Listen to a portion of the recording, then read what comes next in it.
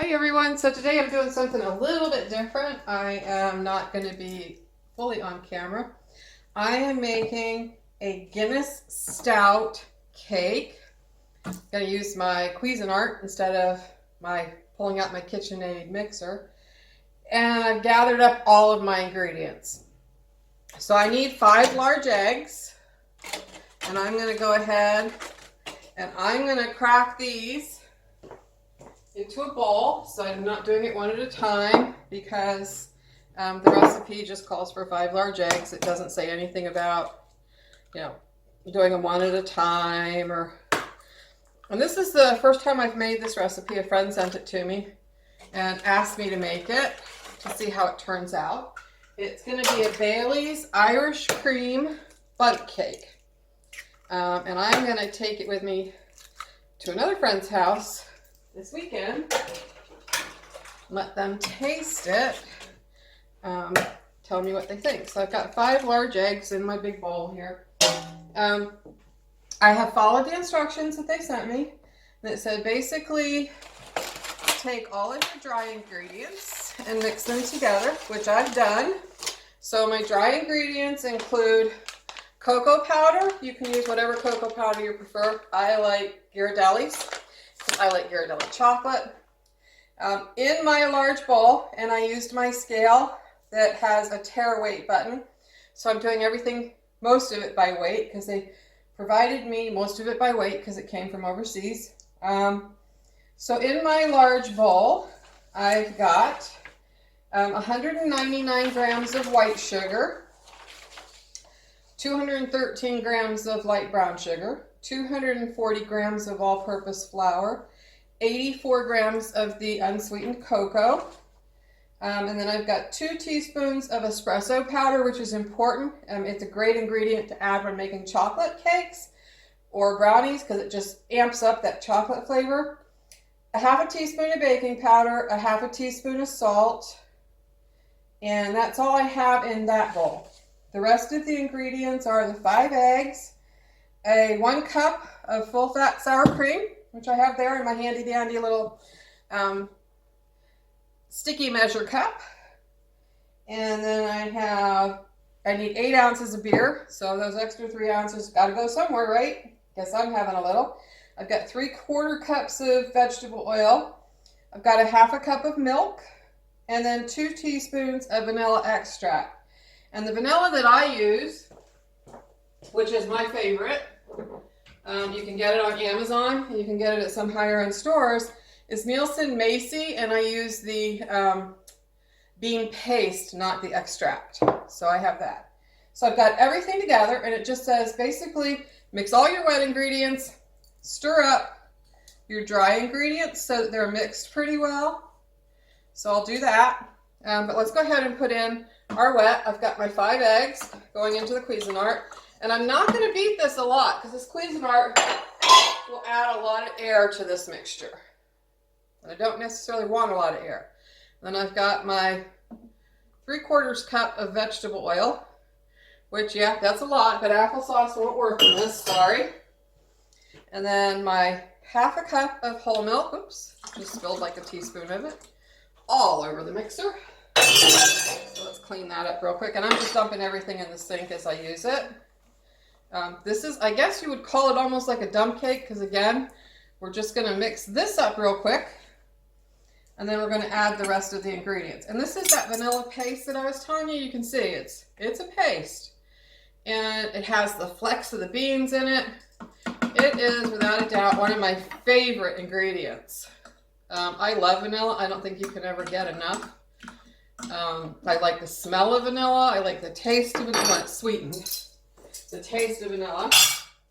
All right, so that's that. And let's go ahead and add in my sour cream. I'm going to take this lid off to do that so I don't make another mess. So I'm just going to dump this, and then I'm going to squeeze it like that. Isn't that a great mixer or measure cup for peanut butter? Any really thick, moist ingredient. This is beautiful. That's a great tool to have. All right. And then I'm going to do my 8 ounces of beer. And I'm going to take this off the scale and turn my scale back on. This was my milk and my other measuring cups. I'm going to get them all out of the way. It's washed this morning, so I have my drink in hand. Okay, so I need my beer. I need my scale on. I'm going to look at that, and then I'm going to do it by ounces. I did before, I did by grams. So now I'm tearing my scale, you can see, tearing my scale down to 8 ounces. So there's 20, so when I put this back on, it needs to be at 12. So I'm going to estimate, I'm at 16. I'm at 14. I'm at 13. 1.5 more ounce. There you go. Well, one more little bit, just for the cook. There we go. I'll finish this off later. All right. So I now have all my wet ingredients in here. Where to put my lid? Oh, I hit it underneath the chocolate. Sorry. So I'm gonna put my lid back on because I don't want this squirting all over my kitchen. And again, I am literally just using a Cuisinart, and I'm just going to pulse. I'm not trying to whip air into it. I'm just trying to mix all the ingredients. All right, I'm going to take this off, and I'm going to stir this up real quick, get it as mixed as I can. The brown sugar today was a little moist, so I'm thinking it's a little humid today, because I keep my brown sugar in an airtight container. When I took it out and measured it, it was fine. And now it's a little clumpy, so there must be a lot of moisture in the air today. I've already set my oven to 325, which was a requirement. So this recipe has 3 steps. It has this bundt cake mixture, which we're making now. And then it has a Bailey's Irish cream, buttercream, which we're going to make after the cake bakes. I'd prefer the cake to be fully cooled before I make the buttercream. And then it has a chocolate ganache glaze on top of that. So not too weighty, you know? All right, so I'm going to start pouring this in, and then I'm going to pulse after a couple of pours. It doesn't say that I have to do it this way. I'm just trying to figure out the easiest. Cocoa powder is like almost like powdered sugar. It's like the glitter of the kitchen. Any recipe that has cocoa powder or powdered sugar in it, it's going to get a little dusty in your kitchen. All right, we're going to go ahead and do it this way. We're going to add in all of our dry ingredients because it doesn't say do them by the cup or separately. So we're adding all that in. All right. I've got my bundt cake pan sprayed really well with oil. You could dust it with cocoa powder if you wanted, but it's not necessary. But it is an option. If you think you're going to have a little bit of release issue, dusting with cocoa powder is not bad. I'm going to pulse this. Make sure it's mixed really well. Again, you can do this with a stand mixer. You could do it with your hand mixer. You could do it by hand. And that looks like a nice batter. I'm going to put this over here, get it out of the way. All right. I'm going to stick a spatula in there real quick and just make sure that it's all mixed up really well. There's no butter because you're using oil in this mixture. We just need to make sure that all the ingredients are mixed up really well. And they appear to be. All right, we're going to take this off our stand. I'm going to move the stand real quick. I'm going to put it over here. Out of the way, I got to dust it off because cocoa powder. Again, almost as bad as powdered sugar. I'm going to leave that in. It doesn't look like it's going to come off. I haven't used this much, so. And then I'm just going to pour this into my prepared bundt pan. Look at that. Oh, that nice chocolate. Ghirardelli chocolate stout beer. It's a really loose cake batter, so I'm curious as to how it turns out. Scraping down the sides. It's actually got a good flavor. Very, very chocolatey. I can just get that hint of that stout beer. Now when I bake a bundt, I like to put it on a pan in the oven. So I'm going to lift this up, put it in there. Then I'm going to move to the oven and I'm going to bake for, it says 50 minutes. So I will come back in an hour and let you see what it looks like.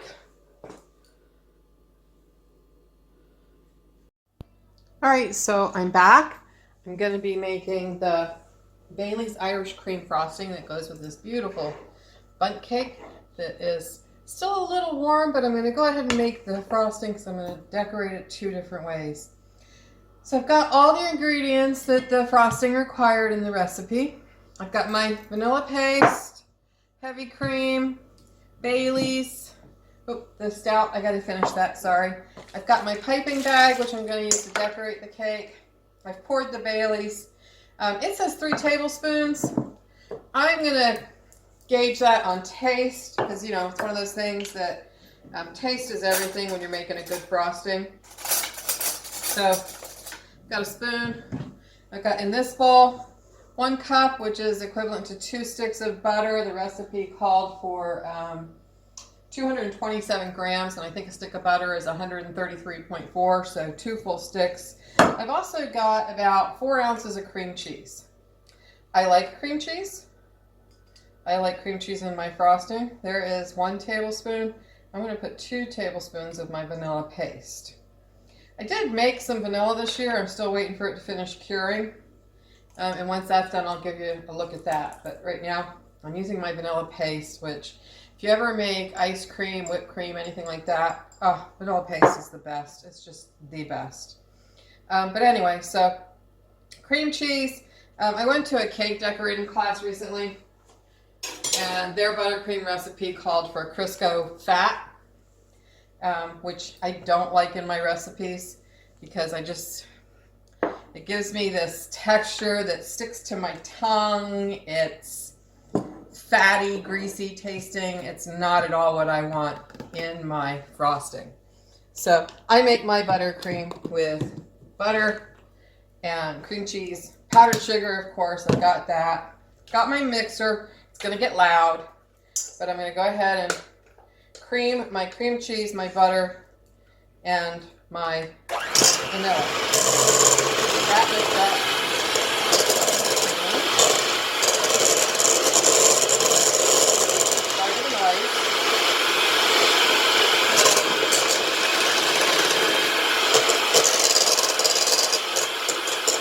Nice and creamy.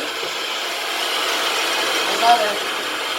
One of the problems I have in getting things to come to room temperature is I keep my house so cold. I think it really gets to room temp, but it seems to be in for a bit.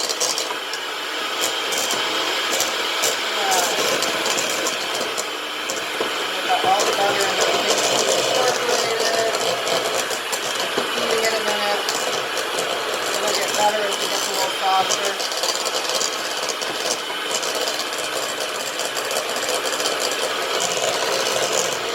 Stand mixer, you can use a hand mixer if you're really into doing it the old-fashioned way, wooden spoon.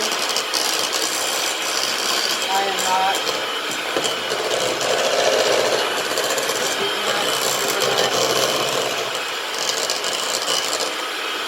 One of the things I always try to do is I've got my spatula here. I'm going to pull my bowl. I'm going to wipe down the sides. I'm sorry for the noise. There we go. Wipe down the sides, try to make sure the butter and the cream cheese is combining well. I'm going to put that over there. Go back and beat it some more. I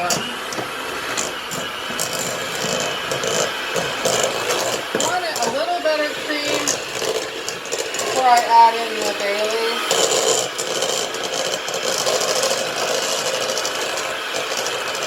Yeah. You can tell by the sound of my mixer that trying really hard to get this butter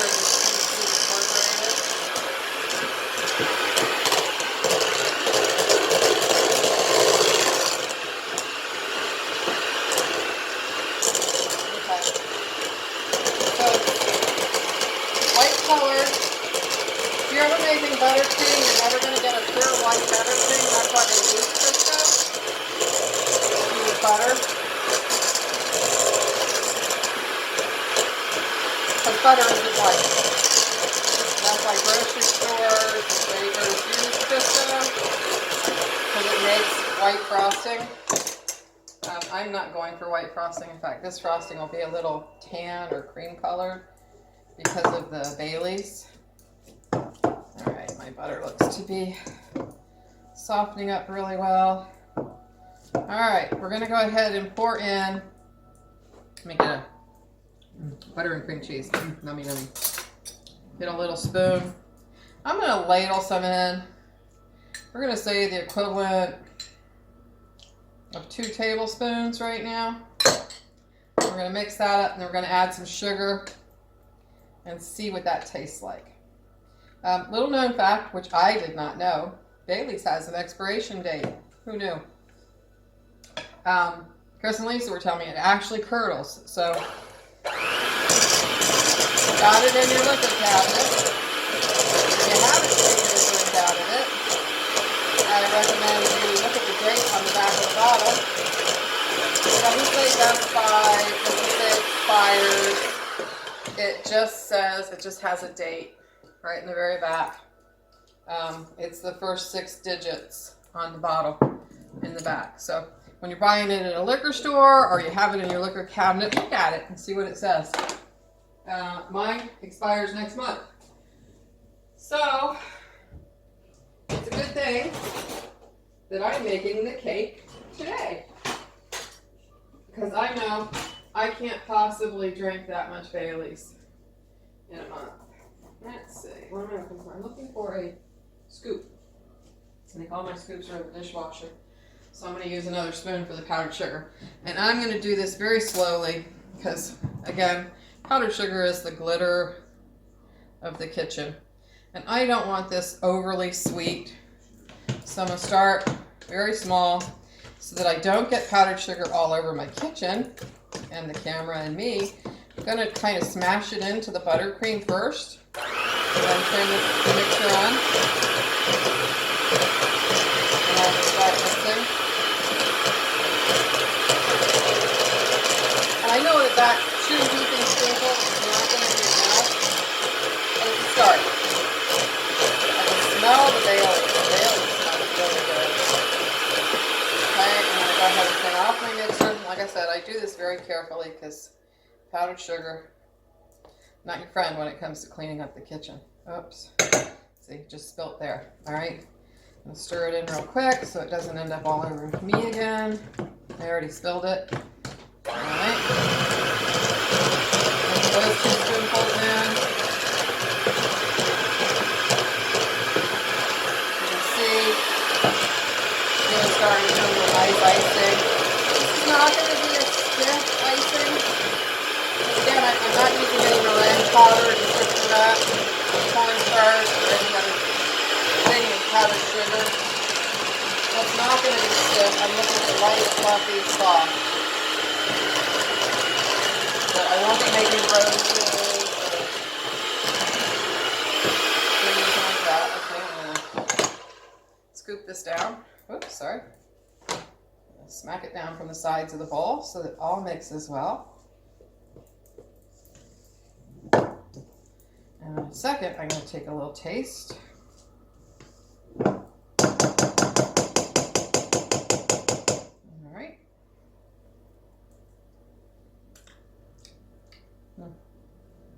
So, definitely needs more sugar. So we're going to give it another 2 heaping spoonfuls. And then I'm going to give it a little bit more Bailey's. So I don't taste a lot of the Bailey's in there. So another 2 spoonfuls of the Bailey's. Push it down so it doesn't end up everywhere. Okay.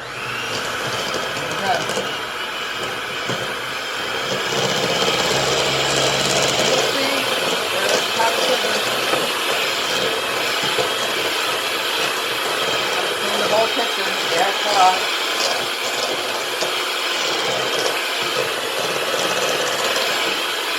that in.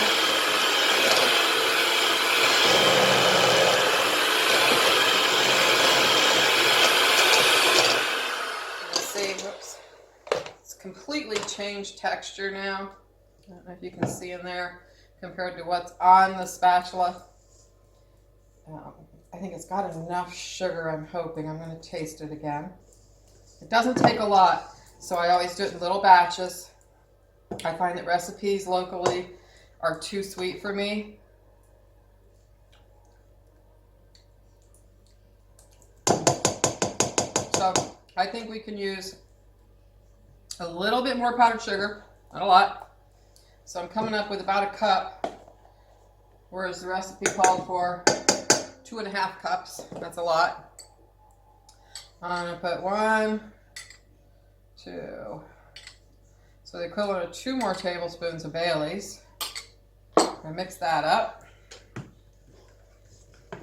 I'm tasting the sugar in the frosting. I'm not really tasting the Bailey's, and the recipe didn't call for a lot of Bailey's. So I'm adding more. It's always easier to add more. Can't take it away. So I'm going to add more as I go along, as I taste. Really lift this up.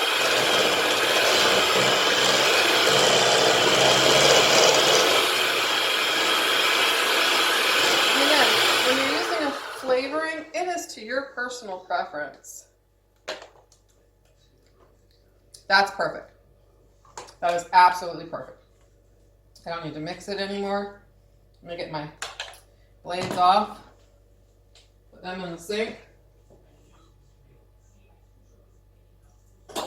So, the recipe originally called for like 1.5 tablespoons or 2 teaspoons of Bailey's. Let me look. Get a washcloth over here. Get that extra sugar up. I think the buttercream is perfect the way it is. I did not use 2.5 cups of sugar. I think that's just way too much.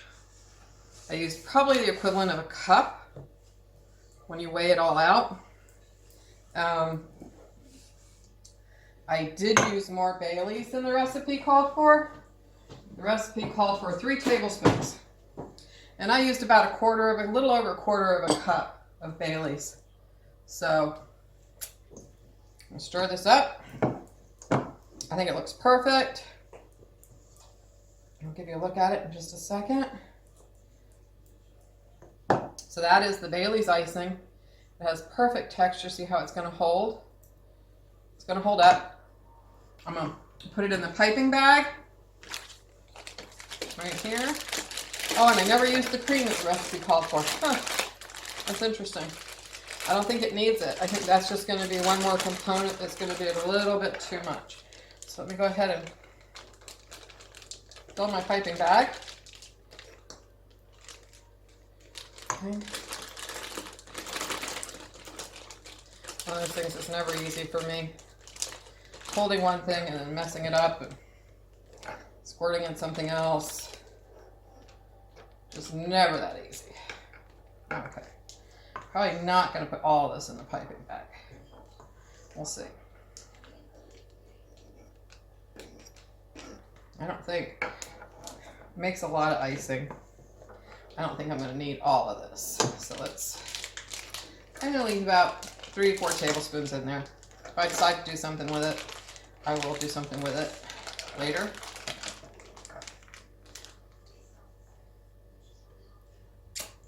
That's good. Let's get this down in the bag. Turn that. Squeeze it down into the tip. All right. All right, so let's go ahead and frost this cake. Like I said, the cake turned out beautiful.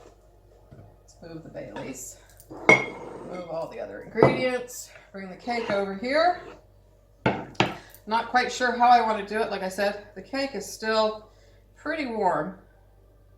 So I might just leave this frosting in the fridge. We're going to put a couple stripes down. Okay.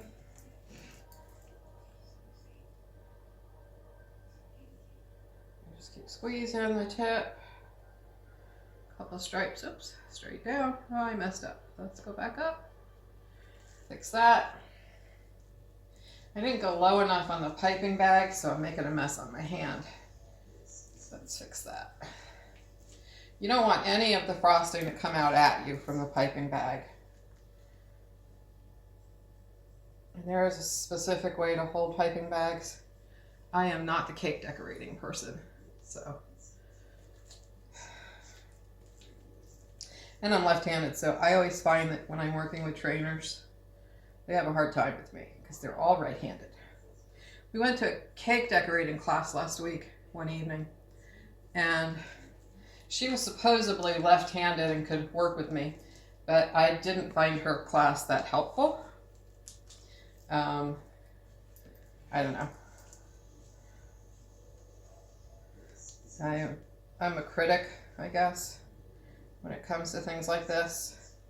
I know the theories, I know the right way to do it, I just don't necessarily take the time to do it the right way. Which I always do it my way, which sometimes gets me in trouble in the kitchen. Other times, those things turn into wonderful little miracles. Like I said, I don't want a ton of frosting on this cake. I think the chocolate flavor of the cake is more important than, because it's a stout cake, it just happens to have Bailey's icing. And if I had this on my turntable, it would be much easier because it would just turn. I wouldn't have to constantly be turning the cake. You don't want to squeeze the bag too hard because you don't want to burst the bag. Okay. What I'm going to do is put some dots all the way around the edges of it when I get the lines on it. And I don't think I'm going to wait till tomorrow to cut a piece of this cake. I think I'm definitely going to be eating a piece of this cake today. I don't typically eat cake, but I wanted to taste this recipe so I could report back to my friend, co-worker that sent me the recipe, that wanted me to try it and video it. Hopefully she enjoys the video. Okay. Like I said, I'm not a big icing person. I'm not a big cake person. I like pies. Pies are definitely the thing that I like the most. When I was married, it was a joke that I should open a company called Ugly Cakes, Pretty Pies, because my cakes are never all that pretty, but my pies are beautiful. I like working with pie dough. And I like working with fondant. I do much better with fondant than I do buttercream. I think fondant is very forgiving as an icing. You can always ball it back up and put it back together. Buttercream, you have to scrape off the cake. You have to be pretty accurate. All right, so there's that. So then I'm going to put some squishies or stars, whatever you want to call them, on top. Like I said, this made a lot of frosting. There's no way in hell I'm using it all because I don't think this cake needs it, but I will keep the bag in the fridge, take it with me in case somebody else wants more frosting. I'm not going to be that person. Okay. Squirt each. I think that's perfect. I will put this in the fridge. So, with that said, let me go ahead and cut it out. Cut a slice, show you what it looks like, and give it a taste. Who knows? Hopefully it's good. After all this hard work. I'm just going to use a regular old knife. I'm going to cut a slice right there. Oh, it's nice and moist. Come out the bottom. There we go. Oh, that's beautiful. All right, so here it is. Stout cake with Bailey's cream cheese buttercream frosting. That's it, folks. Have a great Thursday and a great Friday.